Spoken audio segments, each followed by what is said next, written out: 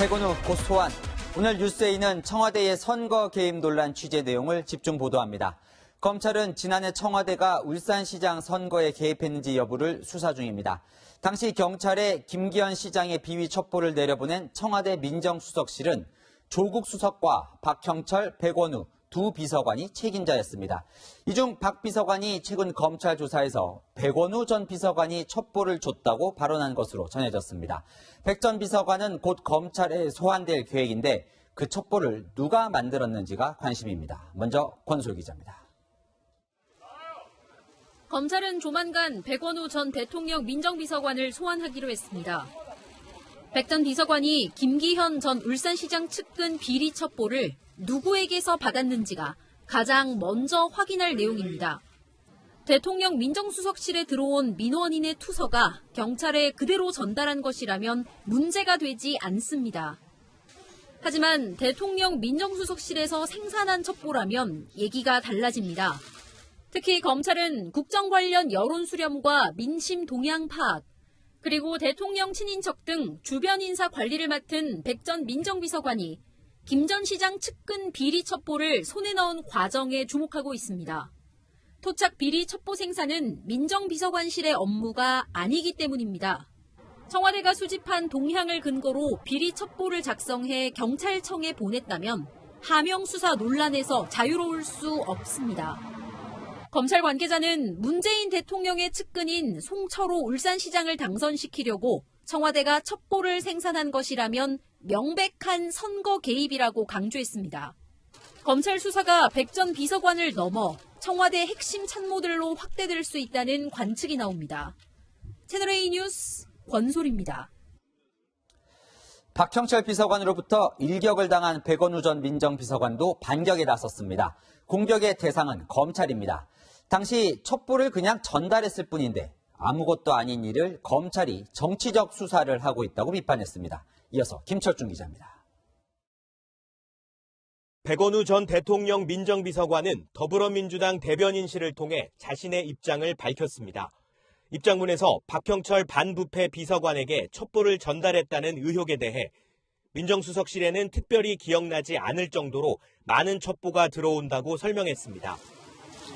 그러면서 반부패 비서관실로 넘겼다면 해당 사건만 특정해서 전달한 것은 아닐 것이라면서 이후 관련 내용을 보고받은 적도 없다고 해명했습니다.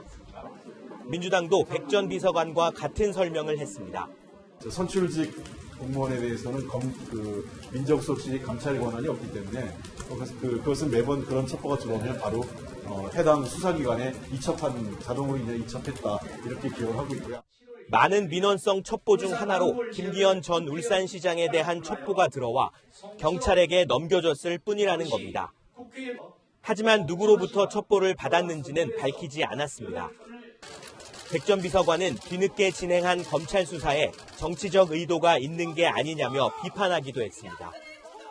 검찰 관계자는 관련 수사를 했던 경찰들이 소환에 불응했고 관련 자료도 지난 10월 말에야 제출돼 수사가 늦어졌다면서 정치적 의도 주장을 반박했습니다. 백 전 비서관은 지난 19대 대선 때 문재인 후보 선대위에서 조직본부 부본부장을 맡았던 현 정권 실세입니다.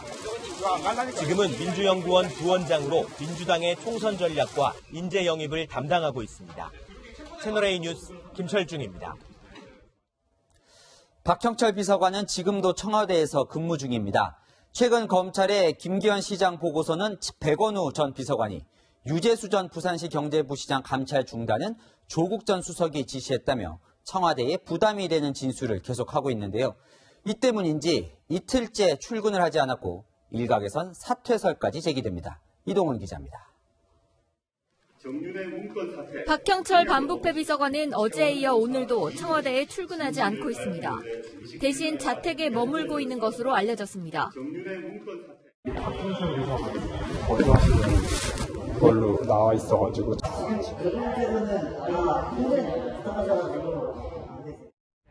검찰 수사가 본격화되면서 박 비서관이 사의를 표명한 것으로 알려졌습니다.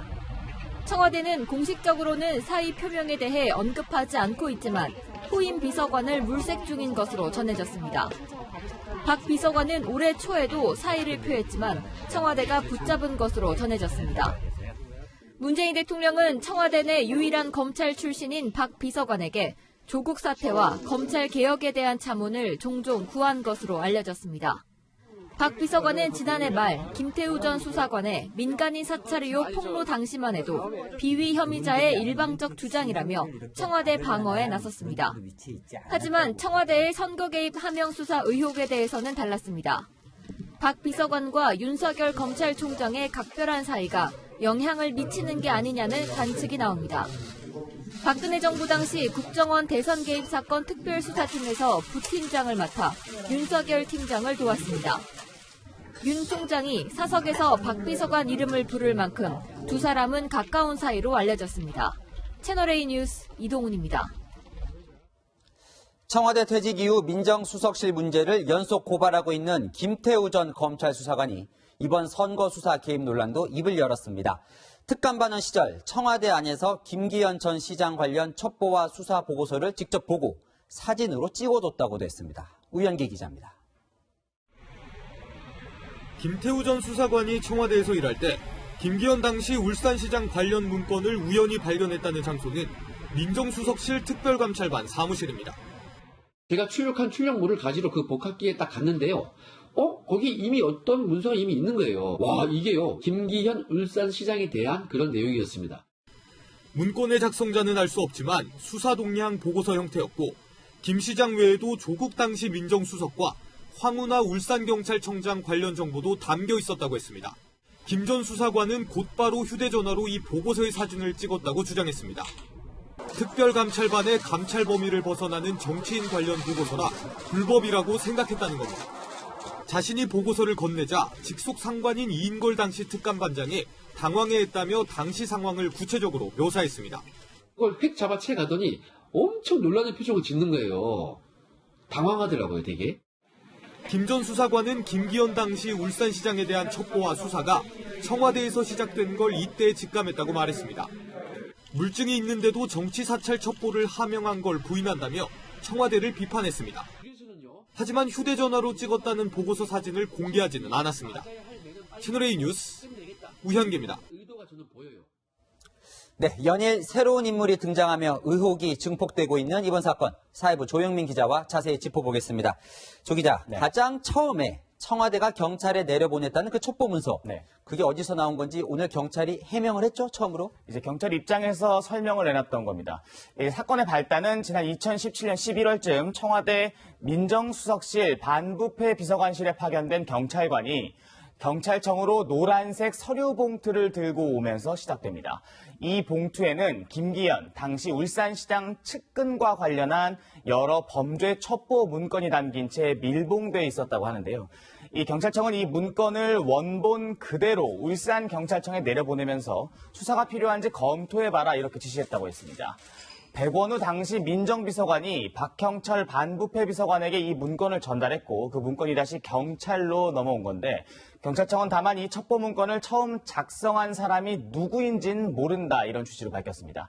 오늘 입장문을 낸 백원우 전 비서관 역시 문건의 작성자나 출처는 따로 밝히지 않았었습니다. 네, 당시 민정수석이 조국 전 장관이잖아요. 네. 아직 이 사안에 대해서는 침묵하고 있는데 조국 전 장관 당시 수석 때 이 사건 알았을까요? 그 부분에 대해서도 이제 백 전 비서관이 입장문에서 내용을 좀 밝혔습니다. 오늘 입장문에서요. 첩보를 수사기관에 넘기는 건 지난 수십 년간 민정수석실이 해온 일이다 이렇게 밝혔습니다. 조국 당시 민정수석에게 보고할 사안도 아니다 이렇게 선을 그은 건데요.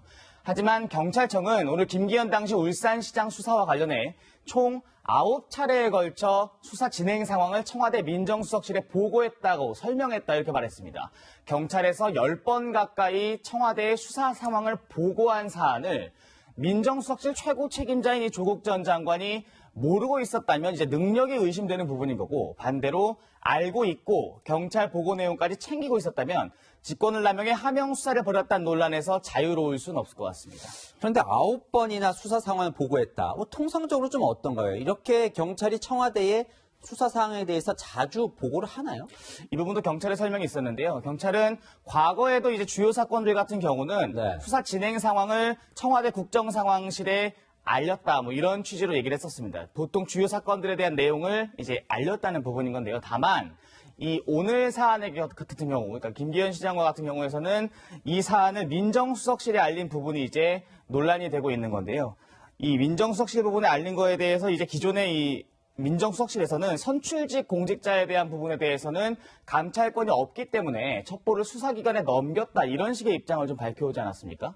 수사정보를 보고를 다시 청와대 쪽으로 했다는 부분, 청와대의 국정상황 파악을 위한 통상적인 정보공유였다는 경찰의 설명과 좀 상충되는 측면이 있다, 이렇게 좀 정리할 수 있을 것 같습니다. 네, 검찰이 한창 이제 수사 중에 있는데 가장 관심을 가지는 대목 어떤 대목일까요? 앞으로 검찰 수사에 일단 그 백원우 전 민정비서관에 대한 소환 조사가 불가피해 보입니다. 반부패 비서관실로 넘긴 첩보 문건을 넘겨준 사람이 누군지, 또 어떤 경위로 작성된 문건인지 등을 따져 물을 걸로 보이고요. 이 과정에서 민정수석실 최고 책임자였던 조국 전 수석의 지시나 혹은 관여가 있었는지도 검찰이 확인해 볼 부분 같습니다. 만약 첩보의 생산과 전달, 또 수사 정보 보고 과정에서 야당의 특정 광역단체장을 선거에서 낙선시키려는 목적과 의도가 있었는지, 이 부분도 검찰이 좀 주목할 것 같습니다. 네, 이번 연말 검찰이 바쁘겠네요. 지금까지 사회부 조영민 기자였습니다.